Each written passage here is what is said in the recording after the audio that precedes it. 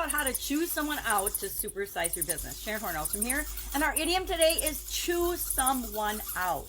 Now, choose someone out. This is actually a fun idiom, and I've experienced it personally on many an occasion. To choose somebody out means to scold them roughly or severely, to bawl them out for something, to get on their case, to give them really loud, boisterous, negative feedback in some way, shape, or form. So to choose somebody out, this actually comes from the United States Armed Forces in World War II. And I think we've all seen movies or heard of movies or seen clips of something on YouTube or anywhere of somebody, usually in the Armed Forces, people are going to boot camp and they're in a line and they're all getting just nailed and chewed out and put down and obliterated by the sergeant or whatever his rank is when they first go to the military service or in the military service, bossing people around, yelling at them, screaming at them.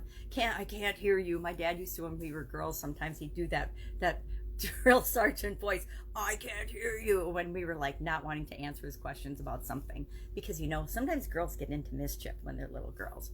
So what does this mean, and how can we use this in our business? Have you ever gotten bawled out or chewed out?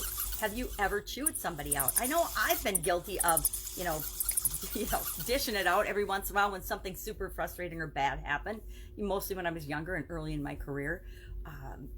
But it's when we criticize someone, we rant and rave, we go off half-cocked, or we admonish or yell at them. Have you ever stood back and watched me? I remember when my ex-husband and I would argue about stuff sometimes. Sometimes I would just sit back and I would watch his mouth go, and I'd be like, I knew he was chewing me out about something, and I'd just be like laughing on the inside because it looked so funny. So maybe that's where the writer got it. Actually appeared in the English dictionary in 1948. So how do we use this to our advantage? We have to give people feedback, right? We have to do performance reviews. We have to let people know how they're doing. Are they meeting our expectations or not? And when they get in trouble, we need to, or do make a mistake, we want to make sure they learn from that mistake. So there's good ways you can do it, and there's bad ways that you can do it. You can yell and scream and rant and rave and chew people out. It probably won't work for you very long. Maybe not, but probably not. Or they'll behave that same way to the people that they interact with. And is that what you want? Do you want people acting that way to your customers or toward the people that you serve? Probably not. So there's a couple of ways that you can deal with feedback that will benefit your organization and everyone in it, and continue to create a culture that creates continuous improvement for your organization, which is kind of what we all want, right? We all want a great culture, a great environment that continually improves and grows right along with our business. So how do we do this? Well, number one, follow the golden rule.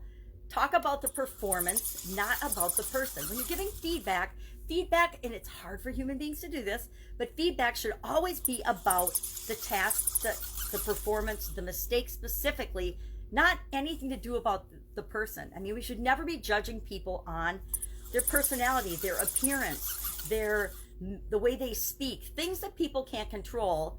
You don't judge them on, because who are we to judge? Who am I to judge anyone else about their appearance, about their personality, about their goals, their values, their dreams? I'm not. I don't want people judging mine, therefore I should not judge their people. That's called the golden rule.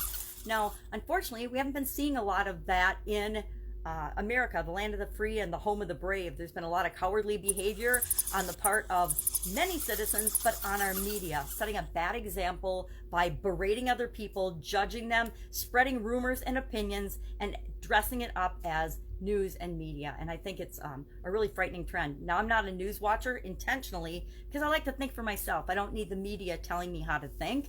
And so if I were to describe it in one form, it's opinions, it's editorializing, it's not journalism, it's not news, and it's bullying and inappropriate behavior. If any of us were to act that way in our jobs or in our homes, we wouldn't have families and we wouldn't have jobs, because our employers wouldn't tolerate it, and you shouldn't either. Never allow people to treat one another disrespectfully and rudely for their opinion, for their beliefs, for their appearance, for anything like that. That's called bullying.